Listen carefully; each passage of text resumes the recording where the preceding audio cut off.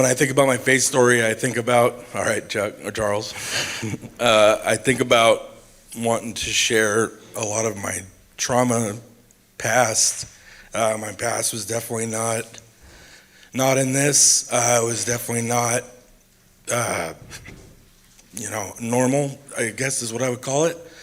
But as I've grown to know a lot more people here, I realize that a lot of our past is like that. And so I just say it from that point, like I didn't come for where I was supposed to be here. Maybe I was supposed to be here, but I didn't think I was supposed to be here. Definitely not up here. So instead of going on about, I went through this and that, I just wanted to share the 3 points, 3 of the biggest things that I learned through people, through God, from people, and what has really made me call this a home, and the thing that's given me hope and just a sense of love and belonging. So the first thing is I learned a lot from my wife's parents. Sorry, this is way harder than it should be. I learned a lot from my wife's parents. I showed up into their life as a knucklehead, a goon with up to no good and all that stuff, and I was coming to hang out with their daughter, who was a good person and not from the background I was from. And when I showed up, they came in with open arms and they loved me. I never realized, because I had created stereotypes in my head of what religion was or what Christians were.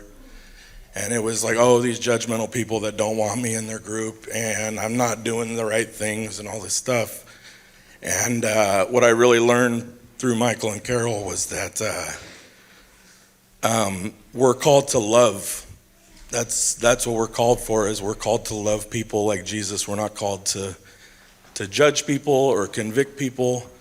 We are simply called just to love everybody. Michael was always a big mentor of mine. He was kind of like a father that I didn't necessarily have in that way, and he was great. But I really want to give credit to Carol through God, that she just loved people. I told this different probably in the other service, but Carol had a neighbor for a while that was just, she seemed awful to me, but they had something going, and the lady was really particular about her property line and all that stuff, and Carol planted some nice plants, and the lady ripped them all out and put rock salt in the hole, and I was ready to riot. I was like, let's go, we got to burn her house down. Like, how could we possibly let this happen, this and that, and Carol just refused to budge on love. She's just like, no, like, she might be going through a lot, like she deserves love, like I'm not going there. I'm not gonna cross that line and go be judgmental to her and all that stuff. And I'm like, she messed with your stuff, And Carol just every day still exemplifies, just Jesus' love on us. And that's all we're called to do. Another lesson I learned was through Daryl Gritton. Taught me about grace.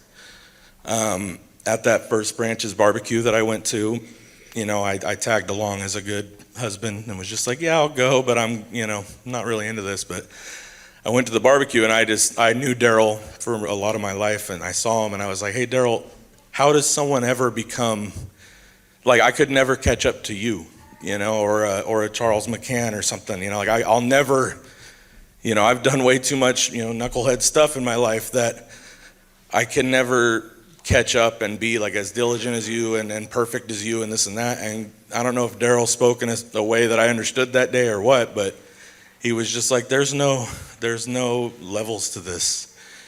There's no, you don't unlock more things as you are more obedient or all that stuff. It's really a gift that we don't deserve of grace. We're all equally imperfect. Some of us are pretty imperfect, but we're all imperfect when you're compared to a perfect God, right? And so that really changed my mindset on, what we're doing here. We're all undeservingly here through grace, and so we don't have to All the other stuff is reading the Bible and all that stuff. That's just a way to praise and say thank you for that. The third thing that really struck me was Justin and Heidi. I went to that original barbecue, and what my go-to move going to any church or to any church event was, I'm going to go and I'm going to find holes, I'm going to find hypocrites, I'm going to find this and that and the ill intent. And what I really realize is all that stuff is just people struggling with their own flaws, that we all have, and none of that was the true love and meaning of God. And I met Justin at that thing, and I'm like, all right, here I go. I'm going to go, and I'm going to find out this guy is, because I grew up and I was basically told everything's a cult, and so I go in and my wife's like, we're going to go check out this new church. And I'm like, you're crazy if you think a new church is just such a, I'm like, that's crazy, And I went to go basically pick Justin apart, and we didn't even talk about God. We just wanted to know who I was and get to know me. And then he ends up calling me or texting me a week later, and he's like referred to something that I talked about. And I'm like, man, this guy actually knows.